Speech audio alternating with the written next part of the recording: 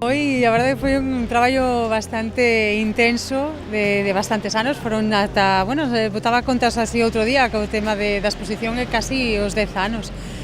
Empezou sendo esa, traballo de tese, doutoramento, a idea, en principio, era esbozar un poquinho as primeiras etapas, non? Máis descoñecido da banda municipal, pero, bueno, pouco a pouco, a verdade é que o tema me foi apaixoando, me foi, a verdade, que gañando pouco a pouco e cheguei ata os días de hoxe.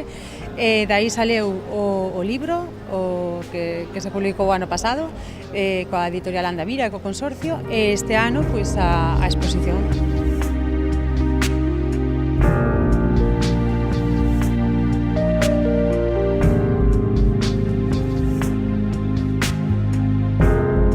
Vamos a ter aí dentro de vídeos da Compostela de 1915, 1929, vídeos máis actuais da banda de precisamente deste ano.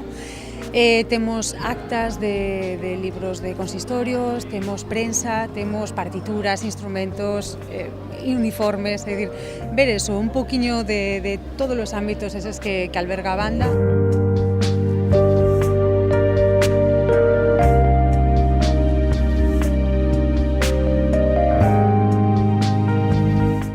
Sería, pois, eso, unha agrupación musical moi característica dentro do concepto máis homoxéneo que coñecemos como banda, pero é unha banda particular da cidade en concreto, esa, digo, que as súas peculiaridades, non? Se coñecemos Compostela, seguimos a Compostela, algunha vez nos cadrou ver a banda, pois veremos que hai sitios emblemáticos como a Alameda, o Palco, como aquí nas rúas na Praza das Praterías, lugares emblemáticos, as peregrinacións, é dicir, é unha banda da cidade con esa característica tamén propia que lle dá outorga á cidade.